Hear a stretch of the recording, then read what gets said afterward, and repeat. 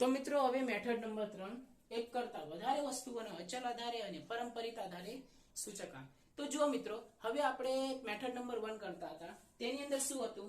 ફક્ત એક જ વસ્તુ હતું, જેમ કે કોઈ એક કંપનીમાં કામ કરતા કર્મચારીઓ, બરાબર, કોઈ એક કંપનીમાં કામ કરતા કર્મચારીઓ, કોઈ એક વિસ્તારમાં ઘઉંનું ઉત્પાદન હતું, બરાબર, કોઈ એક કંપનીનું જે વેતન આપે કર્મચારીઓને તે હતું, બરાબર, વગેરે વગેરે જે પણ હતું તે આપણે એક એટલે કે સિંગલ વસ્તુઓ માટે શોધતા હતા. શું શોધતા હતા? તો અચલ આધારિત રીતનું સૂચકાંક શોધતા હતા અને પરંપરિત આધારની રીતનું સૂચકાંક શોધતા હતા. તો ચાલો હવે આગળ શું જોઈએ? એક કરતા વધારે વસ્તુઓનો અચલ આધારે અને પરંપરિત આધારનું સૂચકાંક ગણીએ. તો જો ગુનાનો પ્રકાર છે તો એની અંદર ખૂન માટે અલગ, બળાત્કાર કે બળજબરી માટે અલગ, લૂંટ માટે અલગ, ચોરી માટે અલગ.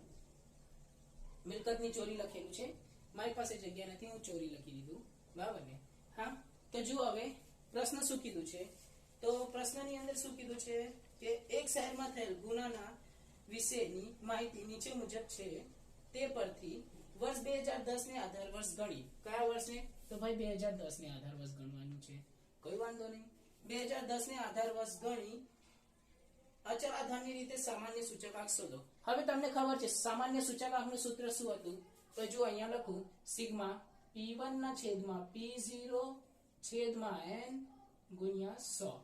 પરંતુ જો જ્યારે આપણે સૂચકાંક ગણીશું ત્યારે અહીંયા જ આપણું ગુણાકારમાં 100 થઈ જાય, બરાબર. જ્યારે આપણે સૂચકાંક ગણીશું ત્યારે અહીંયા જ આપણે જો આપણું સૂચકાંકનું સૂત્ર શું છે? નોર્મલ સૂચકાંકનું સૂત્ર શું છે? P1 ના છેદમાં P0 ગુણ્યા 100. જ્યારે અહીંયા આપણે ગણીશું ઓટોમેટિક અહીંયા ગુણાકારમાં 100 થયેલું હશે તો આ સૂત્રમાં ગુણાકાર 100 લગાવવાની જરૂર છે નહીં, બરાબર, જરૂર છે તો નહીં, બરાબર. કેમ? જો હમણાં હું ગણું એટલે તમને ખ્યાલ આવે કેમ જરૂર નથી. નીચેના સૂત્રમાં ગુણાકારમાં 100 લગાવવાની.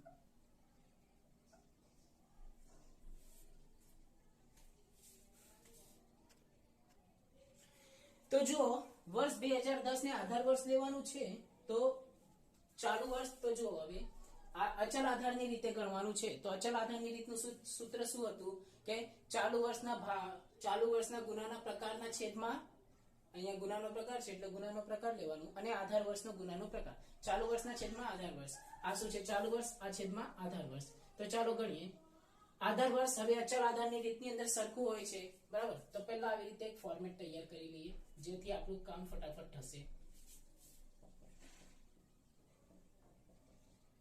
તો જુઓ આધાર વર્ષ શું કીધું? 129. 2010 માં જુઓ ખૂનની અંદર કેટલું છે? 129. તો લખી દો અહીંયા 129, 129, 129, 129, બરાબર. ચાલુ વર્ષ જોઈને લખી દો. 2007 નું ચાલુ વર્ષ તો ભાઈ 110, 2008 નું 128, પછી 2009 નું 134 અને આનું 129. ચાલો ફટાફટ આને ગણી કાઢીએ, બરાબર.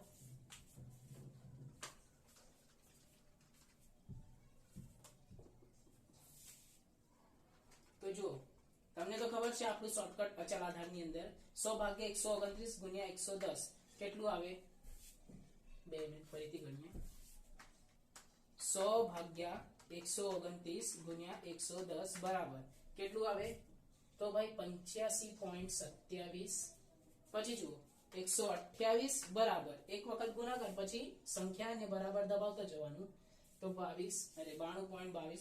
પછી જુઓ 134 બરાબર કેટલું આવે? તો 103.88 અને 129 બરાબર કરશો તો 100 આવશે. તે જ રીતે આગળ બળજબરી અને બળાત્કાર માટે જોઈએ. બળજબરી અને બળાત્કાર માટે જોઈએ તો શું કીધું છે? 30, 45, 40, 48. તો પહેલા આપણે આવી રીતે લખી લઈએ. પહેલા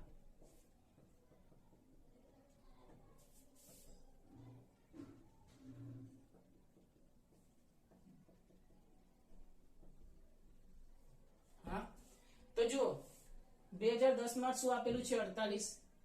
તો આધાર વર્ષ છે, અચલ આધારની રીતની અંદર આધાર વર્ષ હંમેશા શું હોય છે? સરખું હોય છે. તો જો 2007 ની અંદર શું આપેલું છે? 30, 2008 ની અંદર 45 અને 40, 9 ની અંદર અને 48 તો આની સેમ જ હશે. ચાલો ગણીએ તો આનું તો 100 આવવાનું જ છે બરાબર. ફટાફટ આપણું શોર્ટકટ વાપરીએ 100 ભાગ્યા 48 ગુણ્યા 30 બરાબર કેટલું આવે તો ભાઈ 62.50 બરાબર. રાઉન્ડ ફિગર થઈ જશે. હા 49 નું 50 થઈ જશે.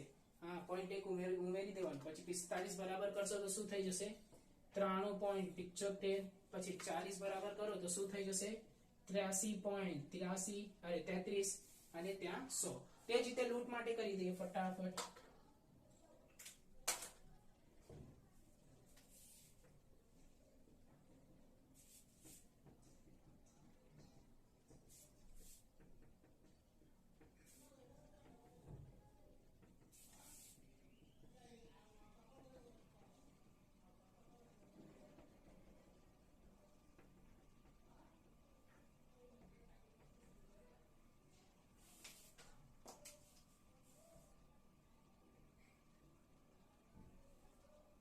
તો આની અંદર 830 આપેલું છે. કેટલું આપેલું છે 830. આધાર વર્ષ 830 આપેલું છે. તો ફટાફટ લખી દઈએ. ચાલો બધાની અંદર 830 830 830 બરાબર. પછી ચાલુ વર્ષ લખી દઈએ 610 720 770. 610 720 770. ચાલો ફટાફટ ગણતરી કરી લઈએ બરાબર. હવે હું વારંવાર બતાવીશ નહીં. આપણે કેદારથી આપણે આવી રીતે ગણતરી કરતા છીએ. 100 ભાગ્યા 100 830 ગુણ્યા 610 બરાબર કેટલું આવે તો ભાઈ 73.49. 720 બરાબર કેટલું આવે તો ભાઈ 86.75. પછી 770 બરાબર કેટલું આવે તો ભાઈ 92.77. અને ત્યાં તો 100 આપી ગયું. તે જ રીતે ચોરીની અંદર જોઈએ તો ચોરીની અંદર આધાર વર્ષ કેટલું છે 2890. 2890 બરાબર. તો 2890 શું રહેશે બધાની અંદર સરખું. કારણ કે અચલ આધારની રીત છે તો અચલ આધારની રીતની અંદર આધાર વર્ષ શું હોય હંમેશા સરખું હોય. હા પછી ચાલુ વર્ષ લખી દઈએ તો કેટલું 24.50. આની અંદર કેટલું છે તો 26 ને 30 પછી 29 ને 10. ફટાફટ કરીએ કેલ્ક્યુલેટર પર તો આપણો જવાબ આવે 100 ભાગ્યા 2890 ગુણ્યા 2450 એટલે કેટલું આવે 84.78. 2630 બરાબર 91.00. 2910 બરાબર 100.69. 2890 બરાબર 100 આવે બરાબર. હવે સામાન્ય સૂચકાંક તો આ બધાનો સરવાળો કરી દો પહેલા તો. અને n જો સિગ્મા p1 ના છેદમાં p0 આ અલ્ટિમેટલી p1 ના છેદમાં p0 અને ગુણ્યા 100 તો આવી ગયું છે. એટલા માટે અહીંયા ગુણાકારમાં 100 કરવાની જરૂર નથી. કારણ કે જો બધાની અંદર 100 મેં ગુણાકાર કરી દીધું છે એટલે અહીંયા ગુણાકારમાં 100 લખવાની જરૂર નથી. અને સંખ્યાઓ કેટલી છે તો 1 2 3 4. તો છેદમાં બધાની અંદર 4 આવશે. કઈક સમજ પડે છે. બધાની અંદર છેદમાં 4 આવશે. બધાની અંદર 4 આવશે. હવે આ જે બ્લુ વાળું છે એને ટોટલ કરી નાખીએ. પેલું 85.27 પ્લસ 62.50 પ્લસ 73.49 પ્લસ 84.78. તો કેટલું આવે તો ભાઈ 306.04 ભાગ્યા 4. તો કેટલું આવે તો 76.51 બરાબર ને. પછી 99.22 પ્લસ 93.75 પ્લસ 86.75 પ્લસ 91 કેટલું આવે તો ભાઈ 370.72 ભાગ્યા 4 કરો તો તમારો જવાબ કેટલું આવે 92.68. સમજ પડે છે. તે જ રીતે આને ગણી લેવાનું 103.88 પ્લસ 83.83 પ્લસ 92.77 પ્લસ 100.69 કેટલું આવે તો ભાઈ 380.67 ભાગ્યા 4 તો 95.17 આવશે. પછી આગળ આ જો 1 2 3 4 એટલે 400 ના છેદમાં 400 એટલે આનો જવાબ 100 આવશે. તો આ રીતે આપણું સામાન્ય સૂચકાંક અને અચળ આધારની રીતે એક કરતા વસ્તુઓનું આપણે કરી લીધું. જે અચળ આધારની રીતનું સૂચકાંક હતું તે કોનું ગણ્યું તો એક કરતા વધારે વસ્તુઓનું ગણ્યું, બરાબર. અને સામાન્ય સૂચકાંક આવી રીતે ગણાય. અહીંયા 100 કેમ નહીં લીધું એના માટેનું બહુ મસ્ત કારણ છે કે અહીંયા શરૂઆતમાં જ આપણે 100 બધાની અંદર ગુણાકાર કરી દીધું છે. સમજ પડી. હવે પ્રશ્ન નંબર 2 હું ગણાવીશ અને પ્રશ્ન નંબર 3 તમારું હોમવર્ક, બરાબર. તમારે એનો જવાબ કમેન્ટમાં આપવાનો. જો સાચું હશે તો હું લાઈક કરીશ, નહીં હશે તો હું તમને ફરીથી સમજાવીશ એ દાખલાને, બરાબર. ચાલો હવે પ્રશ્ન 2 ગણીશું. તો મિત્રો હવે આગળ વધીએ. પ્રશ્ન નંબર 2 આપણે મેથડ નંબર 3 કરતા હતા. એની અંદર એક કરતા વધારે વસ્તુઓના અચળ આધારની રીતે સૂચકાંક અને પરંપરિત આધારની રીતે સૂચકાંકની ગણતરી કરતા હતા. તો મિત્રો હવે ચાલીએ આગળ વધીએ. એની અંદર પ્રશ્ન નંબર 2 તો શું લખેલું છે પ્રશ્ન નંબર 2 ની અંદર જરા વાંચી લઈએ. તો જો લખેલું છે કોઈ એક શહેરના જથ્થાબંધ નહીં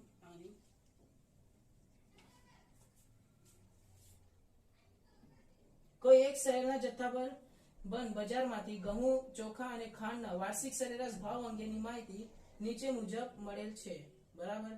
તે પરથી વર્ષ 2011 ને આધાર વર્ષ લઈ અચળ આધાર અને પરંપરિત આધાર ત્રણેય વસ્તુઓનો ભાવનો સામાન્ય સૂચકાંક પણ ગણવાનું છે.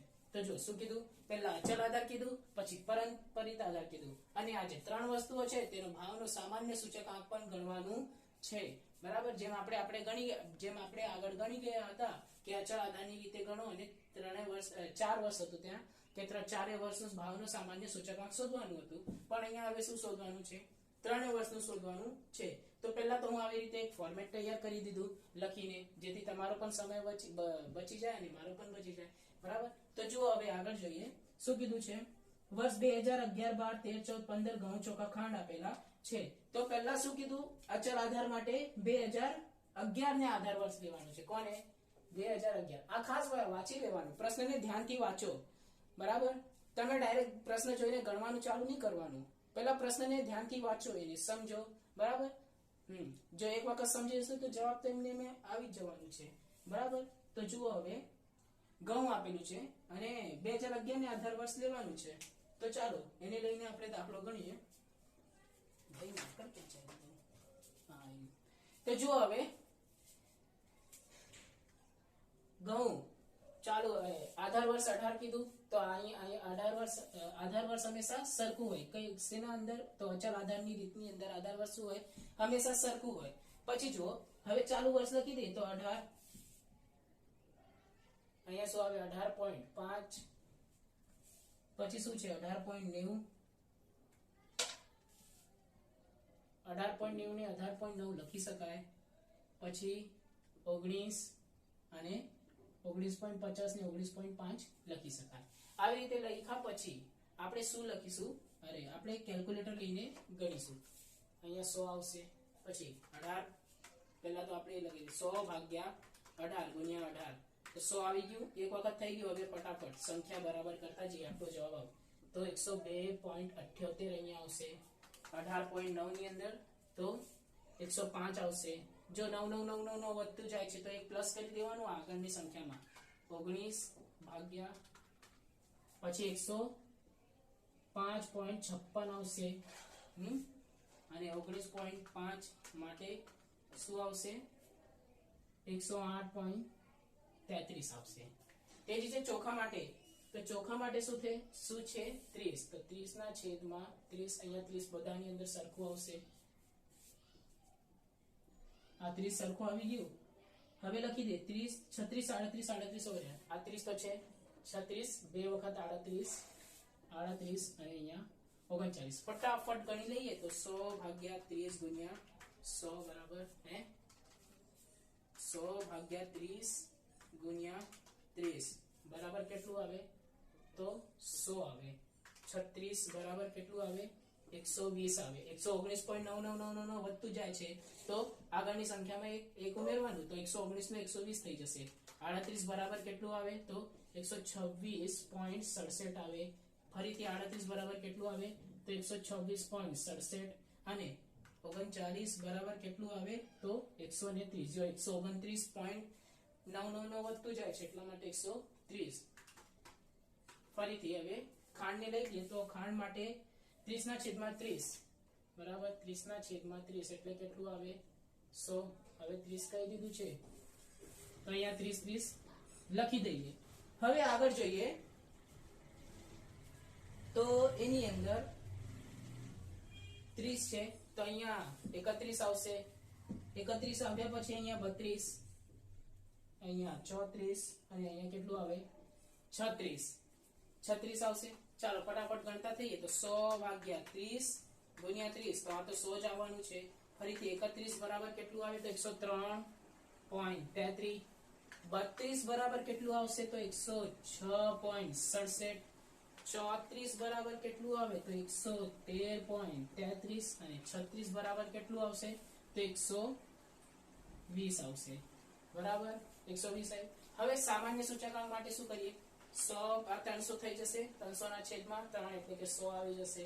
તે જ રીતે અહીંયા 102.78 પ્લસ 120 પ્લસ 103.33 ભાગ્યા અરે અહીંયા લખી દઉં પેલા 326.11 ભાગ્યા 3 શું આવશે 108.70. બરાબર. તે જ રીતે 105 પ્લસ 126.67 પ્લસ 106.67 ભાગ્યા એટલે અહીંયા લખી દઈએ 33.34 ભાગ્યા 3 બરાબર કેટલું આવે 112.78. પછી શું કીધું 105. શું હતું 56 105.56 પ્લસ 126.67 પછી 113.33 કેટલું આવે 345.56 ભાગ્યા 3 કેટલું આવે તો ભાઈ 115.19.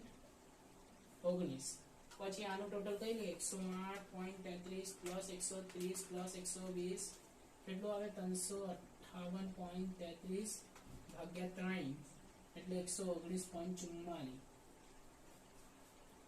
હવે આગળ પારંપરિક આધારની રીતે સૂચકાંકની અંદર જોઈએ તો આની અંદર શું થશે અગાઉના વર્ષને આધાર વર્ષ તરીકે લેવામાં આવે છે. તો જો પારંપરિક આધારની અંદર પહેલા તો 18 ની અંદર 18 ની છેદની અંદર 18 આવી જશે.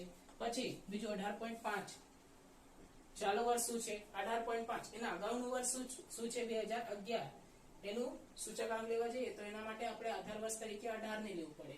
પછી 2011 નો ભાવ લેવો પડે. બરાબર. પછી 2013 ની અંદર શું લખીશું 18.9 પરંતુ 2013 ની અંદર ચાલુ વર્ષનો તો ભાવ લખી દીધું પરંતુ આ પારંપરિક આધાર છે એટલા માટે એના અગાઉના વર્ષનો શું લખવું પડે મને ભાવ લખવું પડે. તો અહીંયા શું આવે 18.5. તે જ રીતે અહીંયા શું આવે 19 ના છેદમાં અહીંયા શું આવે 18.9 2013 નો ભાવ. તે રીતે 2015 નો ભાવના છેદમાં 2014 નો ભાવ એટલે 2014 નો ભાવ તો 19 છે. બરાબર. તો આવી રીતે આ થઈ. ચાલો આને ફટાફટ ગણી કાઢીએ તો 18 ના છેદમાં 18 એટલે 100 આવે. બરાબર. 18.5 ભાગ્યા 18 ટકા કરવું પડે કારણ કે આની અંદર એક પણ અચળાળું આઈટમ મળતું નથી. પછી 18.9 ભાગ્યા 18.5 ટકા તો કેટલું આવે 102.16. બરાબર. 18.9 ભાગ્યા 18.5 ટકા હા એ જ આવે છે. પછી 19 ભાગ્યા 18.9 ટકા કેટલું આવે તો 100.53. પછી 19.5 ભાગ્યા 19 ટકા કેટલું આવે 102.63. સમજ પડી ને મિત્રો. ચાલો હવે ફટાફટ ચોખા માટે જોઈએ તો ચોખા માટે 30 ના છેદમાં 30 લખાવ. જો આ કેમ લખું છું તમને મેં નોંધ લખાવેલી હતી કે જ્યારે પણ આધાર વર્ષ ન આપેલું હોય ત્યારે પ્રથમ વર્ષને આધાર વર્ષ તરીકે ગણવું જેનો જવાબ શું આવે છે 100 આવે છે. સમજ પડી. તો મેં આ નોંધ લખાવેલું પહેલા જ લેક્ચર ની અંદર યાદ હોય તો સારું. તો જો હવે ચાલુ વર્ષ છે એની અંદર કેટલા છે તો હવે ચોખા માટે જોઈએ તો ચોખા માટે ચાલુ વર્ષનો ભાવ 30 અને આધાર વર્ષ પણ 30 લઈશું કારણ કે આપણને ખબર છે શું ખબર છે કે જ્યારે પણ આધાર વર્ષ નહીં કીધું હોય તો પ્રથમ વર્ષને આધાર વર્ષ લેવું અને તેનો જવાબ હંમેશા શું આવે 100 આવે. બરાબર. હવે 2012 માટે 36 કીધું છે 36 40 વર્ષ 36 શું છે ચાલુ વર્ષનો ભાવ અને 30 શું થશે અગાઉના વર્ષનો ભાવ થશે. બરાબર. જોઈ લો 2011 નો ભાવ શું છે 30. તે જ રીતે 2013 ની અંદર 38 અગાઉના વર્ષનો ભાવ 36 ગુણ્યા 100.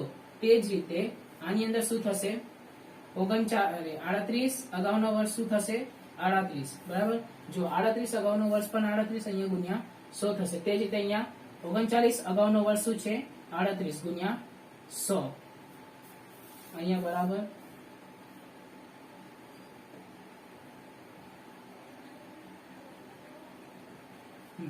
પછી તે જ રીતે ખાંડ માટે જોઈ લઈએ તો ખાંડની અંદર 30 ના છેદમાં 30 થશે બરાબર, અને એનો જવાબ પણ 100 જ આવશે. તે જ રીતે જુઓ હવે અગાઉનો વર્ષ એટલે 31 ના છેદમાં અગાઉનો વર્ષ કેટલો છે ખાંડનો 30. જો 2011 નો વર્ષ કેટલો છે 30. તે જ રીતે અહીંયા ચાલુ વર્ષ કેટલું 32 અને અગાઉનો વર્ષ 31. તે જ રીતે અહીંયા ચાલુ વર્ષ કેટલો છે 34 અને અગાઉનો વર્ષ 32 અને તે જ રીતે ચાલુ વર્ષ 36 અગાઉનો વર્ષ 34 ગુણ્યા 100 ગુણ્યા 100 ગુણ્યા 100 અને અહીંયા પણ ગુણ્યા 100. ચાલો ફટાફટ કેલ્સીફર ગણી લે. તમને તો ખબર છે કઈ રીતે ગણવાનું. બંનેને છેદમાં લેવાનું, ટકા પ્રેસ કરવાનું. બંનેને છેદમાં લેવાનું, ટકાને પ્રેસ કરવાનું. ચાલો તો 36 ભાગ્યા 30 ટકા તો અહીંયા 120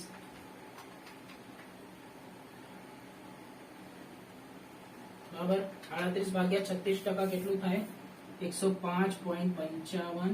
38 ભાગ્યા 38 100 ટકા 100 થાય અને 39 ભાગ્યા 38 ટકા કેટલું થાય તો ભાઈ 102.63 બરાબર. 36 ભાગ્યા 34 કેટલું થાય તો 105.88. અહીંયા 34 ભાગ્યા 32 ટકા કેટલું થાય તો 106.25 કેટલું થાય 106.25 અને 32 ભાગ્યા 31 ટકા કેટલું થાય તો 103.23 અને આ તો થઈ ગયું છે. હવે સામાન્ય સૂચકાંક તમને ખબર છે અહીંયા સૂત્રમાં 100 કેમ નહીં લખ્યું કારણ કે અહીંયા બધાની જગ્યાએ આપણે 100 ગુણાકાર કરી દીધા છે. જોઈ લો હવે બધાનું ટોટલ આનું ટોટલ 300 ભાગ્યા 3 કેટલું થાય 100 નું 100 થશે.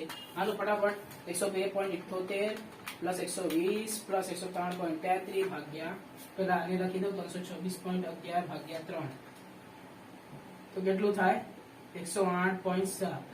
તે જ રીતે અહીંયા 102.16 પ્લસ 105.55 પ્લસ 103.23 કેટલું થશે 3194 ભાગ્યા 3 કેટલું 103.65. તે જ રીતે 34 ભાગ્યા 32 ટકા અરે આ હું કરું છું 100.53 પ્લસ 100 પ્લસ 106.25 કેટલું થશે તો ભાઈ 306.78 ના છેદમાં 3 કેટલું થાય 102.26. ચાલો ફરીથી 102.63 ગુણ્યા 2 કરી દઈએ પછી 105.88 પ્લસ તો કેટલું આવે 311.14 ભાગ્યા 3 કરીએ તો તમારું સામાન્ય સૂચકાંક 103.71. તો આવી રીતે તમારો સામાન્ય સૂચકાંક અચળ આધારની રીત અને પરંપરિત આધારની રીતે મળશે બરાબર. આની જેમ સેમ ટુ સેમ આ જ રીતે જ ગણવાનું છે. ત્રીજો નંબર જે તમારે એનું આન્સર કમેન્ટની અંદર નાખવાનું રહેશે બરાબર. જો સાચું રહેશે તો હું લાઈક કરીશ, જો ખોટું રહેશે તો તમને ફરીથી સમજાવીશ એ દાખલાને બરાબર. તો જો અચળ આધારની રીતે પરંપરિત આધારની રીતે થયું. હવે આપણે મેથડ નંબર 4 જઈશું આગળ.